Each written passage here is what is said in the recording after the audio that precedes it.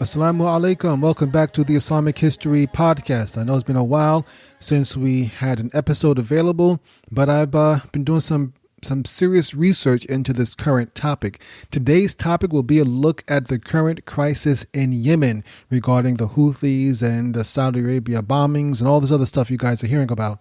So you do know, of course, that Saudi Arabia is leading a coalition that is bombing Yemen, launching airstrikes into Yemen, ostensibly to bomb the Houthis. And you may be wondering, well, who are the Houthis? Well, that's what this episode is about, inshallah. This episode will cover the events in Yemen in as best as I can, inshallah, up until the end of 2014. So you're going to see exactly the rise of the Houthis and who exactly they are and why. We won't quite get into what the bombings yet, because the bombings happened after 2014, but you'll get caught up on a lot of events and you'll probably learn more about Yemen than you ever expected to learn, inshallah. But anyway, so show notes for this episode will be available at islamiclearningmaterials.com/Yemen, YEMEN. And if you are so inclined, and I hope you are, please support the Islamic History Podcast with a Patreon donation.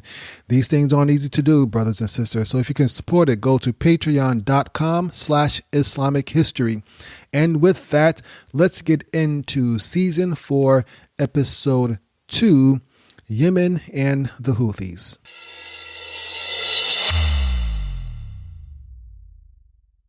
On Saturday, September 20th, 2014, the White House was evacuated when a man scaled the fence and tried to enter the residence.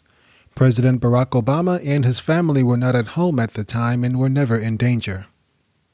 Also on this date, Nicki Minaj's song, Anaconda, was #1 on the billboards while the movie The Maze Runner opened to box office success.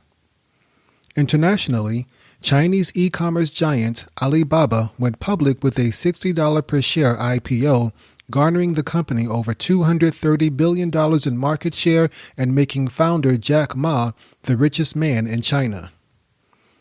While all this was happening, Houthi militants began invading the Yemeni capital of Sana'a.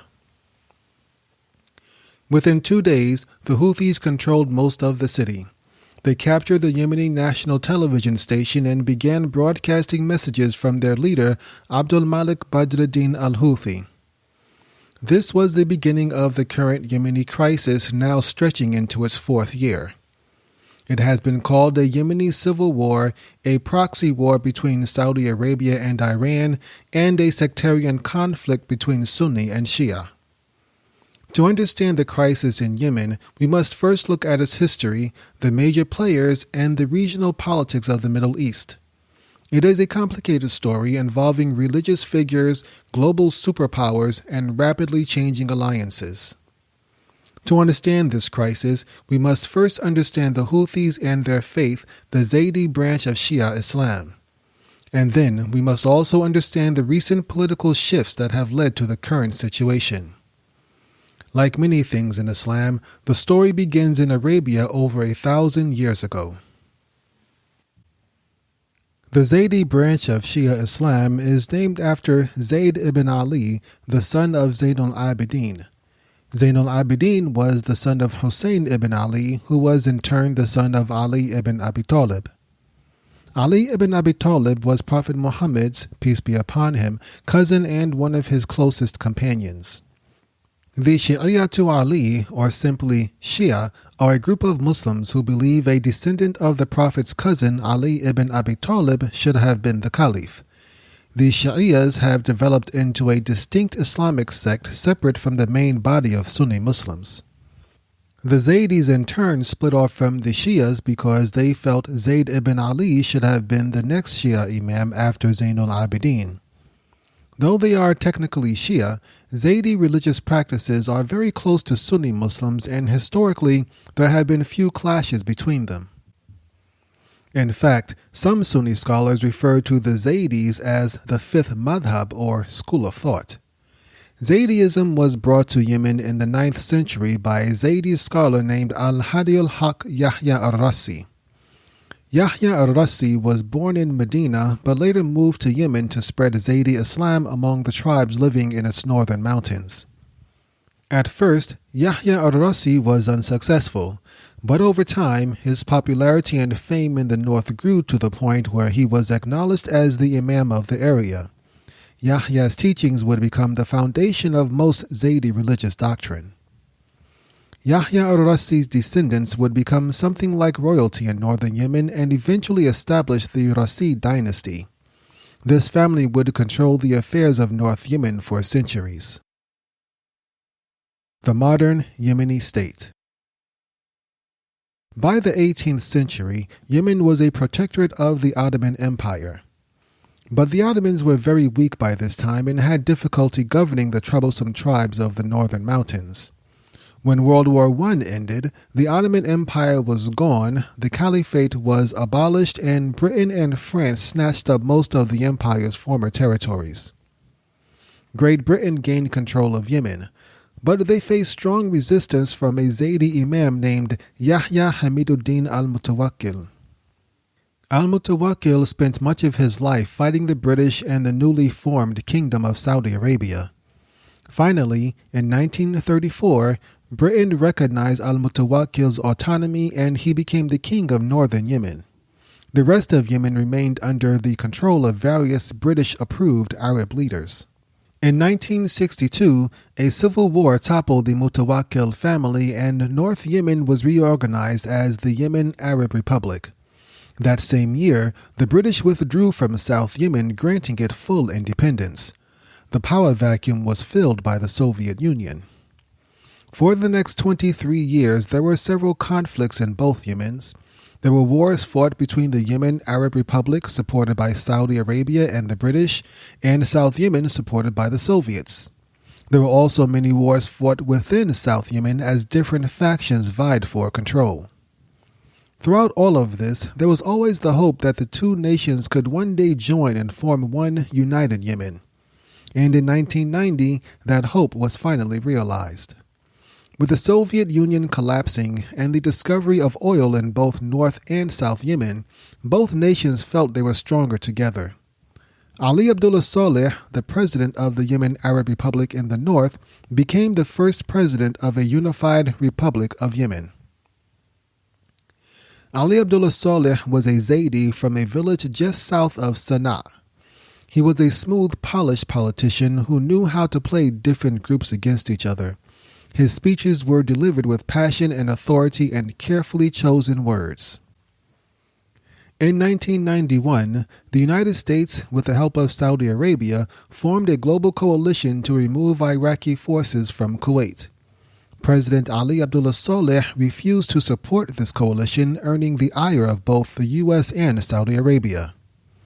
Saudi Arabia responded by cutting diplomatic ties with Yemen and expelling thousands of Yemeni workers. Saudi Arabia was Yemen's main trading partner, and with so many men out of work, discontent began to rise in Yemen. In 1992, a young Zaydi man named Hussein Badruddin started a social group called Ansarullah. Ansarullah promoted Zaydi religious education and unity, focusing on things like physical fitness and good character. With Saudi sanctions wreaking havoc and little work to be found, Ansarullah attracted many young Yemenis. In 1994, war broke out again in Yemen as Saudi-supported communists in the south tried to form their own government. Yemen was full of veterans from the Soviet-Afghan War who were eager to fight communists again. President Ali Abdullah Saleh unleashed them on the south and the rebels were crushed. The Minister of Defense, Abdurrabbuh Mansour Hadi, played a key role in President Saleh's victory over the communists. As a reward, Saleh promoted him to vice president. Together, they would govern Yemen for the next 18 years. Demographics and economy. The population of Yemen is 40% Zaydi Muslim, with the rest mostly Sunni. There are small pockets of other Shia branches, including Ismailis and Twelvers. There are less than 20,000 Christians in Yemen and barely 100 Jews. Despite being a minority, Zaydis have always played a significant role in Yemeni politics. Historically, there has been little internal strife between Sunnis and Zaydis in Yemen.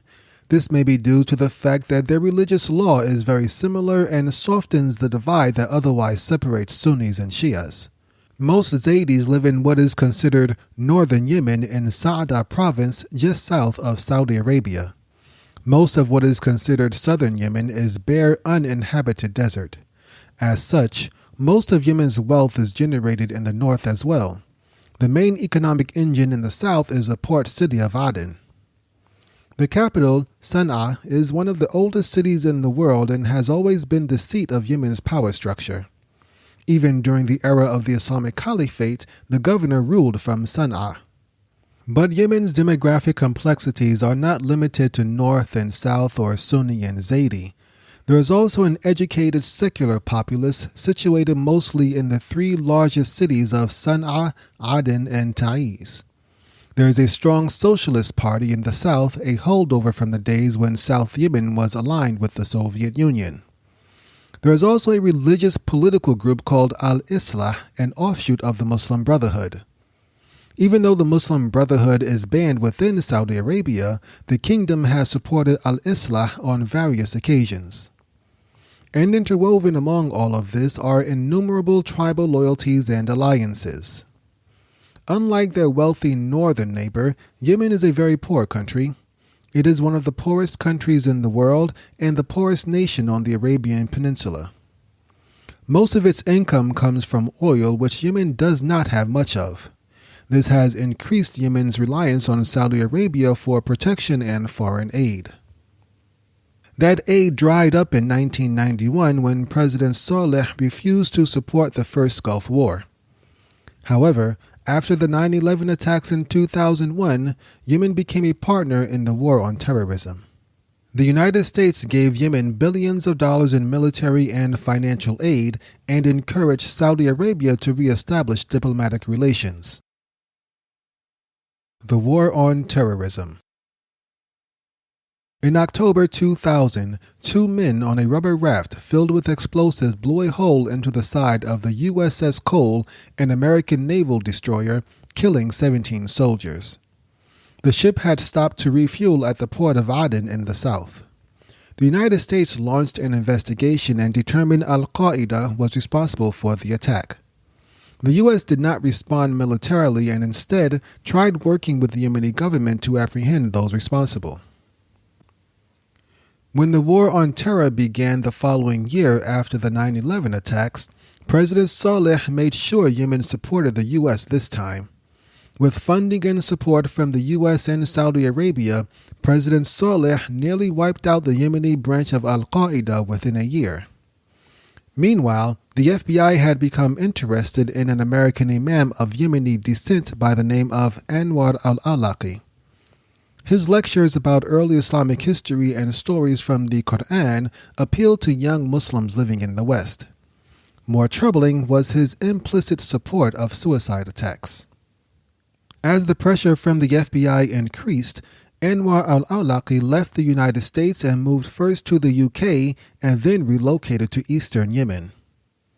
Yemen's involvement in the war on terrorism was not popular with most Yemenis. This discontent increased when President Saleh supported the U.S. invasion of Iraq in 2003. As a result, Hussein Badruddin's Ansarullah movement became more politically active.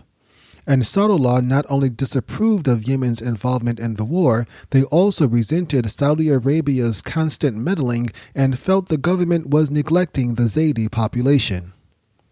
Hussein Badruddin and Ansarullah began organizing protests against the war in Iraq. They shouted the words that remain their slogan even to this day. Allahu Akbar, Al-Mautu lil-Imrika, Al-Mautu lil-Israel, Al-Nasru lil-Islam. God is great, death to America, death to Israel, curse the Jews, victory is for Islam. President Saleh cracked down in early 2004 and ordered the arrest of various members of Ansarullah. There were even accusations the government targeted members for assassination. Ansarullah responded by going underground and fighting back. But these early clashes were minor and sporadic. Ansarullah had little training and equipment, and President Saleh was more focused on fighting the remnants of al-Qaeda in the barren deserts of eastern Yemen. In September 2004, the leader of Ansarullah, Hussein Badruddin, was killed in a firefight with the Yemeni military. His brother, Abdul Malik Badruddin, took over leadership of the organization and vowed to continue the fight against the government. Out of love for their fallen leader, the members of Ansarullah began calling themselves by his family name Al-Houthuniyya, the Houthis. Al-Qaeda in the Arabian Peninsula. By early 2006, President Saleh was prepared to claim victory. Most of the members of Al-Qaeda in Yemen had been killed or imprisoned. Hussein Badruddin, the founder of the Ansarullah movement, was dead, and their insurgency was sputtering out. President Saleh had almost complete control of every faculty of government and was poised to win re-election later that year. Then, in February 2006, 23 prisoners escaped from the Political Security Central Prison in Sana'a by digging an underground tunnel to a nearby mosque. Many of the escapees were responsible for the attack against the USS Cole. They eventually found their way back to the east, re-energizing the Yemeni branch of al-Qaeda. 2 years later, Saudi Arabia's crackdown on their branch of al-Qaeda led to some unintended results. Back in 2003, the Saudi branch of al-Qaeda launched a series of attacks in Saudi Arabia, killing and injuring hundreds of people, mostly Muslims. The Saudi government responded with a brutal crackdown, and by 2008, the surviving remnants were forced to flee south into Yemen. In 2009, the Saudi and Yemeni branches of al-Qaeda merged to form a new group, Al-Qaeda in the Arabian Peninsula, or ACAP for short. ACAP unleashed a series of deadly attacks. In January 2009, ACAP attempted to assassinate Saudi Prince Mohammed ibn Nayef. In March 2009, they killed 16 South Korean tourists in eastern Yemen. In October 2009, a Nigerian man named Umar Farouk Abdul Muttalib dropped out of school in Sana'a to join ACAP in the east. 2 months later, he attempted to blow up an airliner traveling to Detroit with explosives sewn into his underwear. The explosives did not go off, and the underwear bomber, as he became known, was arrested and sentenced to 4 consecutive life sentences. Though he never met him, the underwear bomber admitted to being influenced by Anwar al-Awlaki's lectures. Anwar al-Awlaki was living with his tribe in eastern Yemen, teaching classes, giving lectures, and occasionally posting to his blog. In November 2009, Major Nidal Hassan, a U.S. Army psychiatrist, opened fire on his fellow soldiers at Fort Hood, Texas. He killed 13 people and injured 32 others before being shot by a local police officer. During the investigation, Nidal Hassan also admitted to being influenced by Anwar al-Awlaki and corresponding with him via email. In October 2010, American and Saudi authorities uncovered an ACAP plot to bomb cargo planes using bombs hidden inside printer cartridges. The U.S. ambassador to Yemen accused Anwar al-Awlaki of planning the attack. While most American Muslims tried their best to prove these attacks were isolated incidents, Anwar al-Awlaki praised them on his blog. The United States had had enough. President Obama added Anwar al-Awlaki's name to the CIA kill list. The U.S. Treasury designated him a global terrorist. The UN Security Council declared him an al-Qaeda affiliate. Overnight, Anwar al-Awlaki went from being a fringe Islamic speaker to one of the most wanted men in the world. He went into hiding with both Yemeni and American intelligence networks looking for him. The rise of ACAP forced President Ali Abdullah Saleh's hand. Even though he was close to stamping out the Houthi insurgency in the north, ACAP was the bigger threat, and he could not fight them both at the same time. So he agreed to a ceasefire with the Houthis, granting them a measure of autonomy in their stronghold, the northern province of Sa'ada. Then President Saleh declared war on ACAP and turned all of his attention to finishing them for good. The Arab Spring. President Saleh's war on ACAP was cut short by the Arab Spring. Beginning in late 2010, the Arab Spring was a wave of social upheavals and protests that swept across the Middle East. This movement saw thousands of young Arabs take to the streets demanding more open and democratic governments.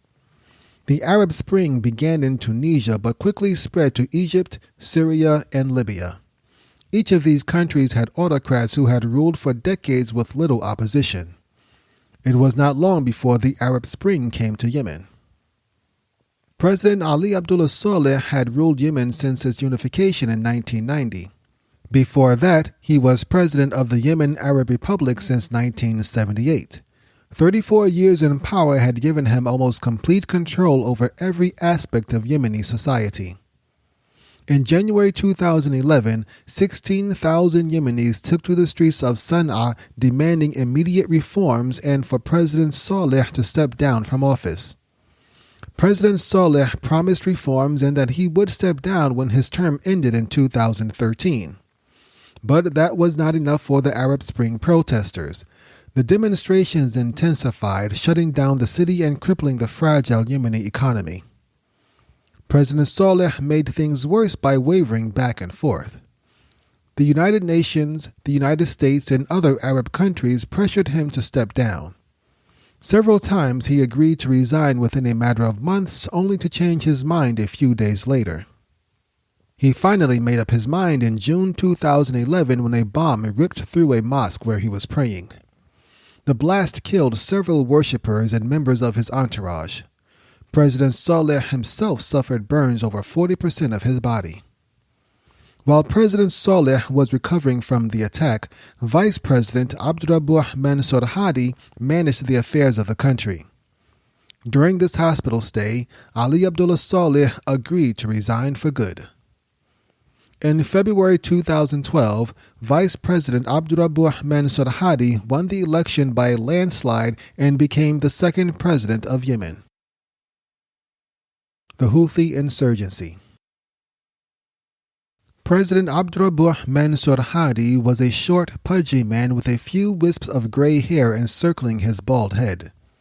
His speeches were dull and emotionless, made worse because he read them verbatim from loose-leaf sheets of paper while his glasses balanced on the end of his nose. Most of the nation did not take him seriously. ACAP was still launching attacks which grew ever more sophisticated and deadly, and the U.S. was responding with drone strikes. Anwar al-Awlaki had been killed by an American drone just a few months earlier. The Houthis took full advantage of the Arab Spring. While everyone was focused on the protests in Sana'a, the Houthis established connections with Iran and other Shia militant groups. They improved their weaponry and finances and consolidated their power in northern Yemen. They were no longer the ragtag bunch that President Saleh almost crushed in the early 2000s. After years of fighting the army, ACAP, and enemy tribes in the north, the Houthis were now a disciplined fighting force. The Houthis refused to acknowledge President Hadi, stating the election had been rigged and that they were not part of the process. Under this pretext, the Houthis began expanding their reach beyond the province of Sa'ada. If President Hadi wanted to fight the Houthis, he was not able to. Pressure from the United States, plus the realities of war, forced him to concentrate on ACAP in the east. This diverted resources from the north while the Houthis continued to increase their territory. Fighting the Houthis would have been a difficult prospect in any event. President Hadi was a Sunni Muslim, but most of his generals were Zaydis and still loyal to former President Ali Abdullah Saleh. Furthermore, several parts of the military sympathized with the Houthis. When the Houthis encountered a Yemeni army base, more often than not, the base would surrender rather than fight back. Capturing these bases allowed the Houthis to acquire advanced weaponry. The Houthis could march into battle with tanks, armored personnel carriers, howitzers, anti-aircraft weapons, and even American-made Humvees. The Houthis continued to spread their control throughout the first 2 years of President Hadi's term. They seemed intent on conquering all of North Yemen, and Hadi was powerless to stop them. In November 2013, the Houthis proved just how deadly they could be. The Siege of Dammaj. Mumtaz Darul Hadith was a Sunni educational institute in the village of Dammaj in North Yemen. Darul Hadith offered Islamic studies according to the Salafi Minhaj.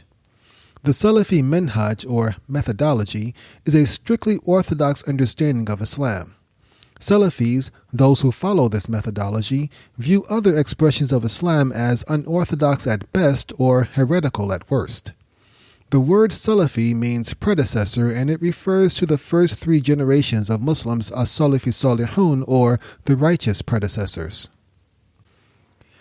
Salafis believe the righteous predecessors were the best of all Muslims. Non-Salafis often view them as strict, inflexible, and intolerable of others, even other Sunni Muslims. The modern Salafi movement was founded by Muhammad Abdul Wahhab, the religious advisor of Ibn Saud, the founder of the Saudi royal family. Opponents of the Salafis often call them Wahhabis after Abdul Wahhab. Sheikh Muqbil ibn Hadi al-Wadi was a Yemeni man from Dammaj in northern Yemen.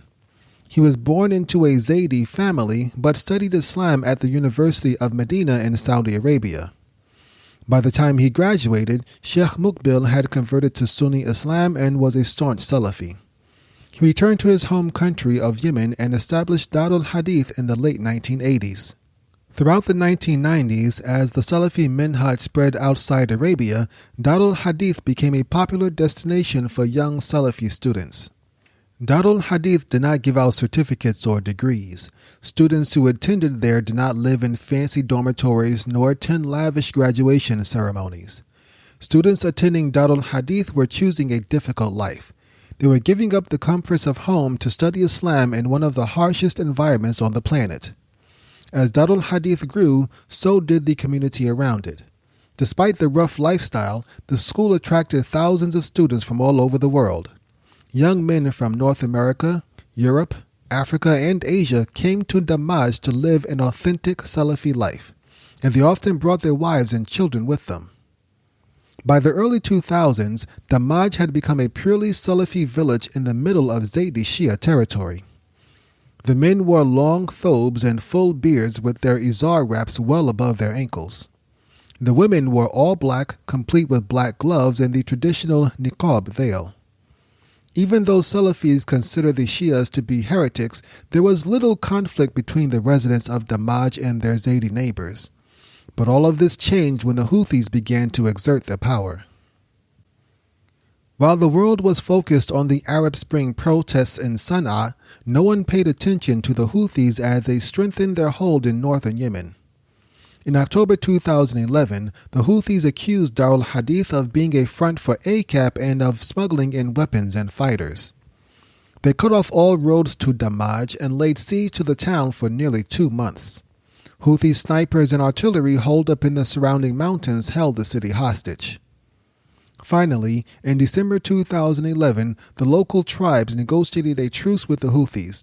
The Houthis withdrew and there was relative peace in Dammaj for 2 years. Then, in October 2013, while President Hadi was focused on fighting ACAP and communists in the southern Yemen, the Houthis again accused Darul Hadith of bringing in fighters and weapons. Darul Hadith insisted they were only students, but the Houthis did not believe them.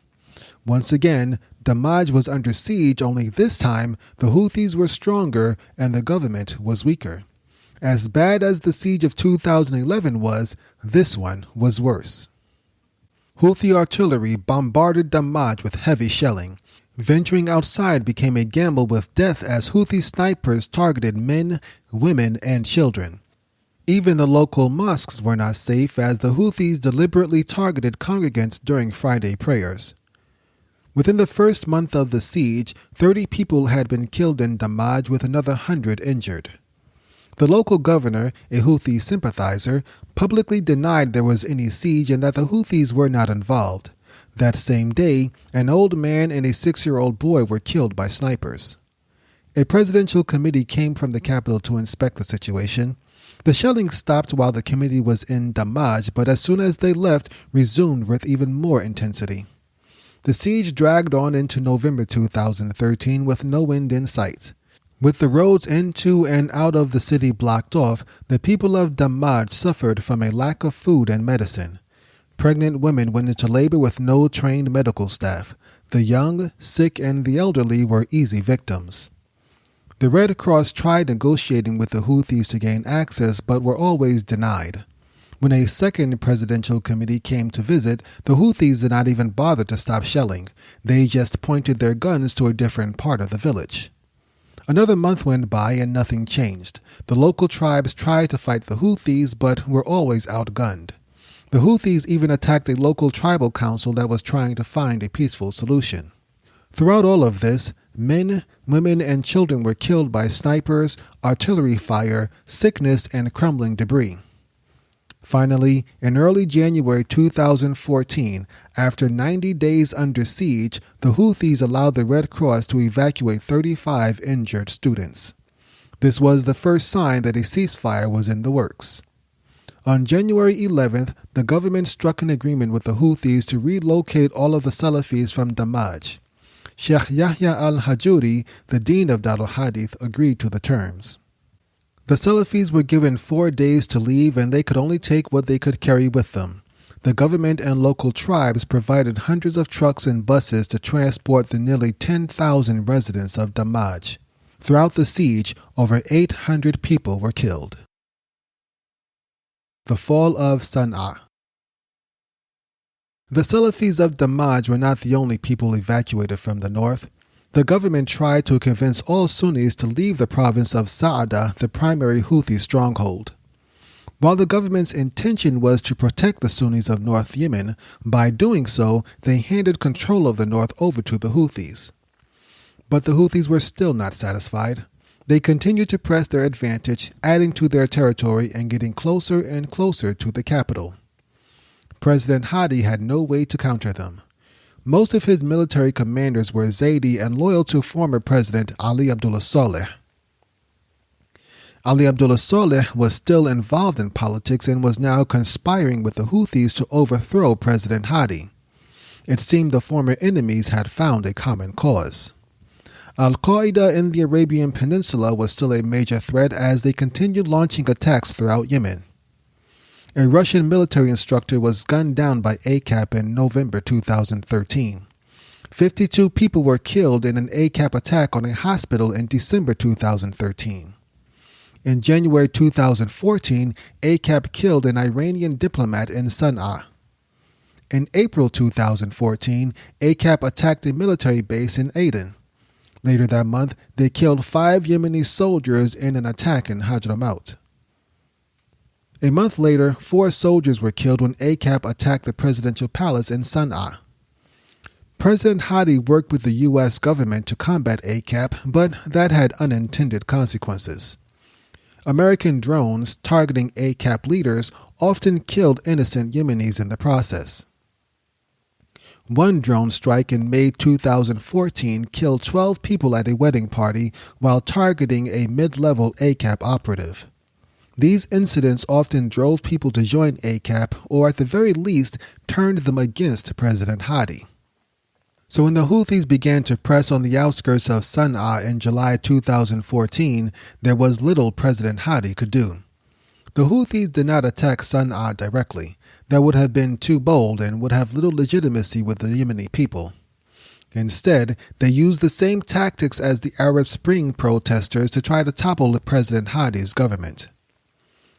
In August 2014, strapped for cash and struggling in his war against ACAP, President Hadi announced an end to government fuel subsidies. This doubled the price of gas in Yemen and gave the Houthis the excuse they needed. The Houthis called for massive demonstrations in the capital, protesting against the price hikes and government corruption. Thousands of Houthis and their supporters flooded the city, crippling the government and shutting down the capital. These protests continued for weeks and grew in size and intensity. The UN denounced the Houthi protests and the government supporters held counter-protests.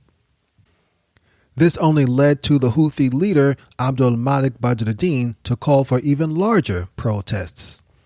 Abdul Malik Badruddin al-Houthi was the brother of Hussein Badruddin al-Houthi, the founder of Ansarullah, the official name of the Houthis. Abdul Malik Badruddin had taken over when his brother was killed fighting the government several years earlier. Abdul Malik Badruddin was only 34 years old, very young compared to President Hadi, who was 69, and former President Ali Abdullah Saleh, who was 67. Abdul Malik did not wear suits and ties like other Yemeni politicians. Instead, he wore a simple blazer over a long thobe, a kafaya draped across his shoulders, and an ornately carved jambia dagger tucked into his waistband.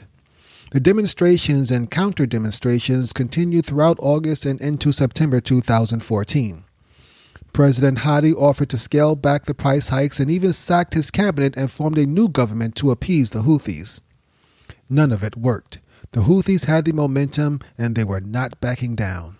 They staged sit-ins at government buildings. They blocked roads to the airport. They aired long speeches from Abdul Malik Badruddin online and on the local news.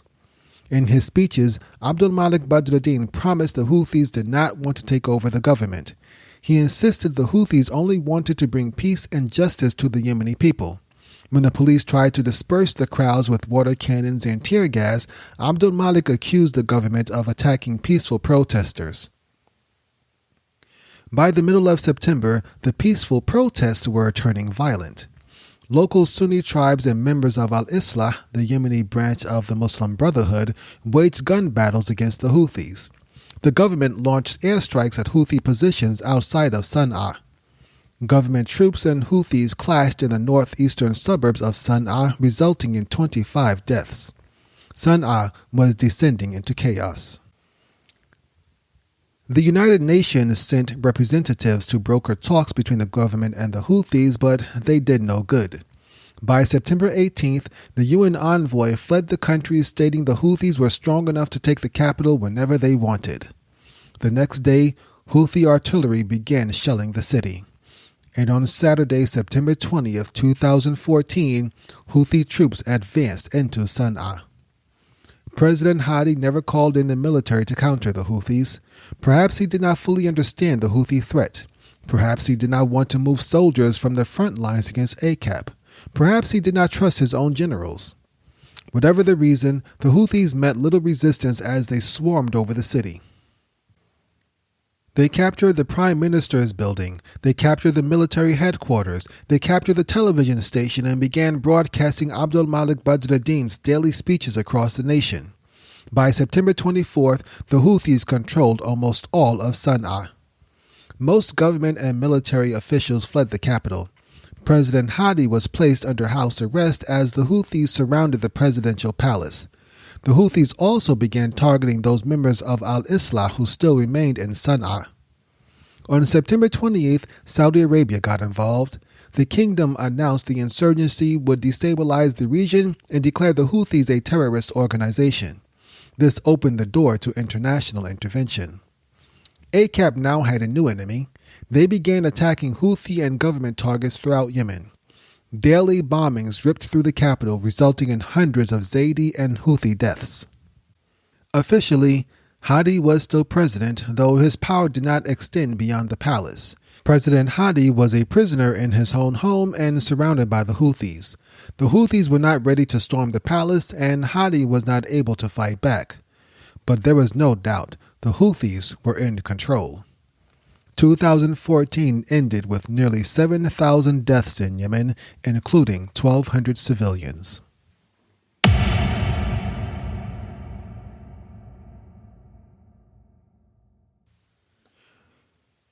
All right, alhamdulillah. I hope you enjoyed that. I found it educational and beneficial. One of the biggest misconceptions I had about this whole conflict in Yemen is that I actually thought the Houthis were an ethnic group. I thought they were like a tribe in Yemen, or maybe a branch of Shia Islam or something. I didn't know what they really were, but as you can see, we all learned the Houthis are a militant group. They're a political party. They're militants, politicians, whatever they are. They're not ethnic people. There are even some Sunnis who are part of the Houthis, who are Houthis, basically. So I hope you understand that now, and hopefully it clarifies things for you. Now, like many others, I don't I at the beginning, of course, before I started doing all this research, I didn't really understand why Saudi Arabia was bombing another Muslim country. I'm not at all saying that Saudi Arabia's bombing is justified, but I hope that you can see it's not clear black and white. It's not just Saudi Arabia hates Shia, so they're bombing Yemen. That's what many people I've had discussions with so many people who think that Saudi Arabia is doing this because they're Shia. No, the Houthis conquered, basically captured a government. They're a rebel group who overthrew the elected government of Yemen. So this was really mind-boggling to me as I learned who the Houthis really were, and I hope you understand that also. Inshallah, in the next episode, we'll get into more of the details of Saudi Arabia's bombing campaign and how Saudi Arabia and this coalition got into it. Right now, at the end of this story, we didn't quite get into it just yet, but inshallah, we will soon. Now, just so you understand how I did my research for this episode, no, I did not use Wikipedia. Well, I mean, I use Wikipedia for a few things, but no, most of my research for this episode came from news websites, archives of news websites like Al Jazeera, CNN, BBC, Al Arabiya. That's where most of my research came from. I've read, I don't know how many articles, hundreds, probably, maybe not thousands, but definitely hundreds of news articles going all the way back to roughly 2011, 2010, when I could get a lot of this information and learning about the rise of the Houthis. So I want you to understand that, first of all, that this wasn't done through, I did some serious research on that. As far as the siege of Damaj, that information, I got that actually from two blogs from English-speaking students who were at Dar al-Hadith during the siege. So that's as close as you can really get to firsthand accounts. So I think that was very eye-opening to read the experiences of these two students while they were suffering, while they're under this constant artillery bombardment from the Houthis. It was really amazing. So I'll include links for that, inshallah, in the show notes in case you want to visit these two blogs and read what they had to say for yourself, because they go into much more detail than I could. So season 4, I kind of called this episode and the last one about the slander against Aisha. I kind of consider both of these as part of season 4. Officially, the story regarding the caliphate and Ibn Zubair's fight against the Umayyads, I got kind of sidetracked, mostly because I was doing research on this. So I got kind of sidetracked with that. And also, that history is very complicated. It's the history with after Hussein's death and now Ibn Zubair starting to rise up. It's very, very complicated. There's a lot of fighting between a lot of different tribal factions. I'm trying to keep track of all these tribes. It's very difficult, boring, and confusing. So it may take me some time to get around back to that story. I'm going to still push out episodes to you, inshallah, hopefully more frequently than this one. But I'm going to start working on more modern topics, okay? Rather than the Ibn Zubair's fight against the Umayyads, which we'll come back to inshallah sometime in the future. But I'm going to start doing more topics like this, like the Houthis. I got a few others in mind. I don't want to give them out just yet, but I got some modern topics I want to cover. So I'll hopefully start putting those out more frequently, and you hopefully inshallah you still enjoy them. Another reason why season 4 is kind of delayed is because I'm working a lot of overtime at work. I have a regular 9-to-5 job. So really the only time I get to work on the podcast is on the weekends and after work. And after work, it really ain't happening because I'm too tired. But on the weekends when I really get a lot of work done, it's been because it's the holiday season. There's been a lot of, I've had a little bit more free time because of Christmas, Thanksgiving, and now New Year's. Matter of fact, I'm actually recording this on January 1st, 2018, really the first day of the year. So I have a little bit of time right now, but starting tomorrow, I go back to work. This is our busy season at work.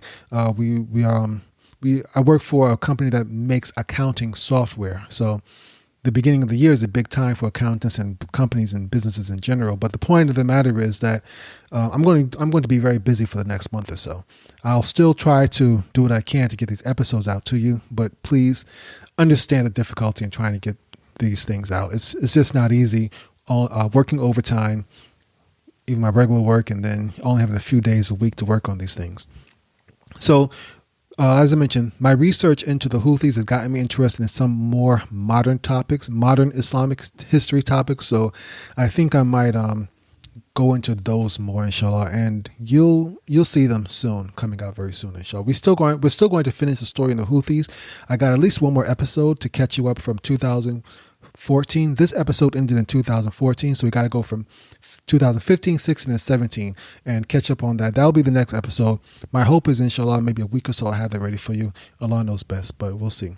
So the research for this next episode on the Houthis is already done. I already got all the research. I got my notes. All I got to do is just put it all together, sit down and record it, and get it to you. So the time interval for the next episode shouldn't be that long. I'm hoping 2 weeks if everything goes okay. Maybe, if I'm really, really blessed, maybe even 1 week, though. I think that's kind of, wishful thinking there. But anyway, inshallah, it shouldn't be that long to get the next episode out to you. Please visit the show notes page for the Islamic History Podcast, which is at IslamicLearningMaterials.com/Yemen. When you get there, you will be able to join the Facebook page for the Islamic History Podcast. I post lots of updates there to keep you abreast of what I'm currently working on regarding this podcast. You can also follow me on Instagram. Many people have corresponded with me through Instagram. By all means, if that's your weapon of choice, by all means, feel free to do so. People have also asked me about season 1. Once again, season 1 is available if you become a Patreon subscriber. All it takes is $1 a month. Also on the show notes page, links to Hasna's blog. That's where I got the information regarding the siege of Damaj. There'll also be a link to a documentary on the Houthis. It's on YouTube, but I'll include the link in the show notes page so you can, in case you want to get more information about it beyond what I got here.